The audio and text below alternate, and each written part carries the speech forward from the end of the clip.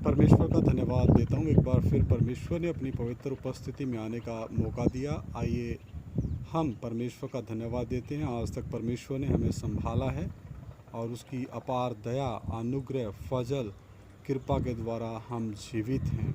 मैं आज जो ये वचन रिकॉर्ड कर रहा हूँ, ये परमेश्वर की महान कृपा के द्वारा और पवित्र आत्मा की प्रेरणा के द्वारा, क्योंकि आज जो मौसम बहुत अच्छा बना हुआ है और इस मौसम के लिए मैं परमेश्वर का धन्यवाद देता हूँ। लेकिन इस मौसम के बारे में अय्यूब की किताब में परमेश्वर का वचन क्या कहता है, आइए सर झुकाएं, प्रार्थना करें।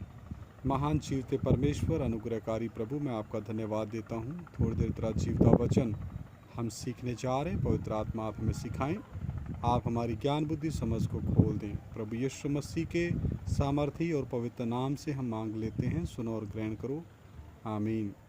अय्यूब की किताब 25 अध्याय उसका 8 वचन।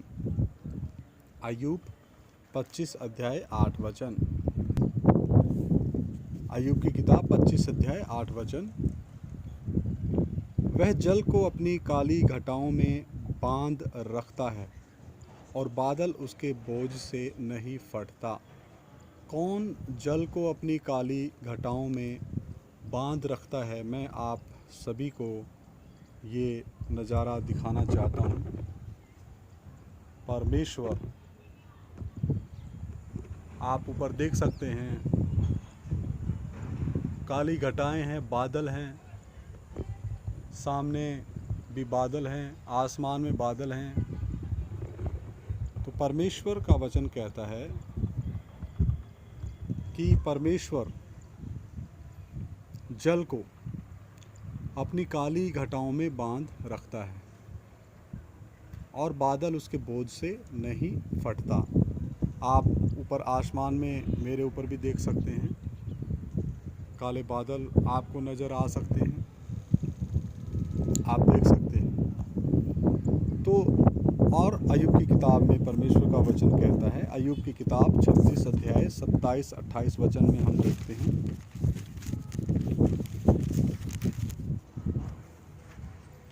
अय्यूब की किताब 36 अध्याय 27-28 वचन। क्योंकि वह तो जल की बूंदें ऊपर को खींच लेता है, वे कुहरे से में होकर टपकती हैं। जो ही गर्मी का मौसम आता है तो सूरज की गर्मी के द्वारा जो पृथ्वी में नदियों का जल, समुद्र का जल या तालाब का जल, झील का जल, वो वाष्प बन के ऊपर उठता है और ऊपर जा कर के वो बादल का निर्माण करता है। एक बार फिर हम पढ़ते हैं, क्योंकि वह तो जल की बूंदें ऊपर को खींच लेता। कौन? परमेश्वर के आदेश से ही ऐसा संभव होता है। वे कुहरे से में होकर टपकती हैं। फिर वो बादल, जब बारिश आती है, वो बूंदों के रूप में इस पृथ्वी के ऊपर, इस पृथ्वी के फसलों के लिए वो, और मनुष्य जाति के लिए, पेड़ पौधों के लिए, जीव जंतुओं के लिए वो काफ़ी फ़ायदेमंद होती है। वे ऊंचे ऊंचे बादल उंडेलते हैं और मनुष्यों के ऊपर बहुतायत से बरसाते हैं। कौन? वो पानी की बूंदें बादल का रूप ले लेती हैं और फिर उसको परमेश्वर मनुष्यों के ऊपर बारिश के तौर पे बरसाता है, जैसा कि आज मौसम बना हुआ है पिछले 1-2 दिन से। 32-33 वचन भी हम पढ़ते हैं। वह बिजली को अपने हाथों में लेकर उसे आज्ञा देता है कि निशाने पर गिरे। तो परमेश्वर, जो आसमान में जो बिजलियां हैं, उनको भी आज्ञा देने वाला कौन है? वही एकमात्र परमेश्वर, अनादिकाल का परमेश्वर, जो देहधारी होके इस पृथ्वी पे हमारे पाप और श्रापों के लिए जान देने के लिए आया। और प्रभु यीशु मसीह ने पूरी आदम वंशियों के पापों और श्रापों के लिए क्रूस पे जान दिया। आत्मिक तौर पे भी हमारा जो अधोलोक का कष्ट था वो सहा, धनवान का संगी हुआ, तीसरे दिन मुर्दों में से जी उठा। 33 वचन, इसकी कड़क उसी का समाचार देती है कि ये परमेश्वर की तरफ से इस बिजली को आज्ञा मिली है इसने कहाँ गिरना है ये भी परमेश्वर उसको आज्ञा देता है। अय्यूब 37 अध्याय 1 से 6 तक हम पढ़ते हैं। फिर इस बात पर भी मेरा हृदय कांपता है, अय्यूब कहता है, और अपने स्थान से उछल पड़ता है। उसके बोलने का शब्द तो सुनो, और उस शब्द को जो उसके मुंह से निकलता है सुनो। वह उसको सारे आकाश के तले और अपनी बिजली को पृथ्वी की छोर तक भेजता है। उसके पीछे गरजने का शब्द होता है, वह अपने प्रतापी शब्द से गरजता है, और जब उसका शब्द सुनाई देता है तब बिजली लगातार चमकने लगती है। परमेश्वर गरज कर अपना शब्द अद्भुत रीति से सुनाता है और बड़े बड़े काम करता है जिनको हम नहीं समझते। वह तो हिम से कहता है, यानी बर्फ़ से कहता है, यानी कि स्नोफॉल से कहता है, बर्फ़बारी से कहता है, पृथ्वी पर गिर, और इसी प्रकार मेह को भी और मूसलाधार वर्षा को भी ऐसे ही आज्ञा देता है। तो मेरे प्रिय भाइयों बहनों बुज़ुर्गों, हमारा परमेश्वर कितना महान है और सारी आज्ञा परमेश्वर की तरफ से निकलती है, और परमेश्वर की मर्ज़ी के बगैर आकाश के नीचे तीसरे स्वर्ग में, दूसरे स्वर्ग में और इस पहले स्वर्ग और पृथ्वी में उसकी मर्ज़ी के बगैर कुछ भी कार्य नहीं होता, क्योंकि वो एकमात्र सच्चा परमेश्वर है, वो जीवित परमेश्वर है, वो सर्वज्ञानी परमेश्वर है, वो सर्वव्यापी परमेश्वर है, सर्वशक्तिमान है, सबसे पहला है, सबसे आखिरी है, कभी ना बदलने वाला है, सर्वशक्तिमान है, सर्वज्ञानी है, सर्वव्यापी परमेश्वर है।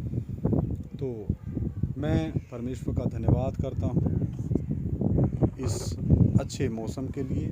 आप जैसा कि पीछे देख सकते हैं, ये हरियाली को देने वाला भी परमेश्वर है, और ये हरियाली क्यों है? ताकि परमेश्वर ने बारिश दी है। और आप जो बादलों का वचन मैंने पढ़ा है, ऊपर आसमान में काले बादल, घने बादल भी आप देख सकते हैं। तो परमेश्वर हमारा कितना महान है, वो मनुष्य जाति को उनकी रोजी रोटी का ध्यान भी परमेश्वर रखता है। इस बारिश के द्वारा फसलों में अच्छी फसल की पैदावार बढ़ती है। मनुष्य को जो भूमि स्तर में जो जल है, पीने के जल की जो मात्रा इस पूरी पृथ्वी पर सिर्फ 1% पीने का जो जल है, अगर बारिश परमेश्वर समय पर ना भेजे तो वो जल स्तर घटता जाता है। मनुष्य को पीने का पानी बहुत कम मात्रा में मिलने लगता है, तो वो पानी का संकट मनुष्य जाति के लिए पैदा हो जाता है। लेकिन हमारा परमेश्वर दया का धनी है, वो अपने प्रेम के बहुतायत के कारण पृथ्वी पर मेह बरसाता है, जल बरसाता है, बारिश देता है, ताकि मनुष्य जाति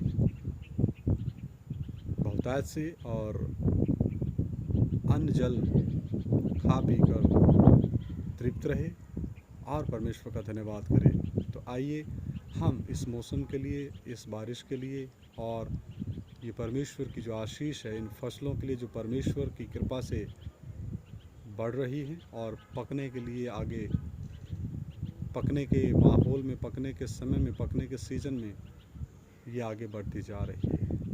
आइए सर झुकाएं, प्रार्थना करें। महान जीवते परमेश्वर, अनुग्रहकारी प्रभु, मैं आपका धन्यवाद करता हूँ।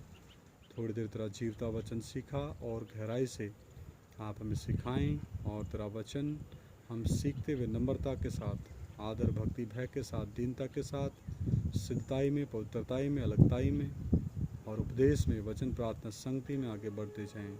सारा आदर महिमा जलाल मैं तेरे ही नाम को देते हुए ये प्रार्थना हमारे उद्धार के कर्ता प्रभु यीशु मसीह के सामर्थी और पवित्र नाम से मांग लेता हूँ।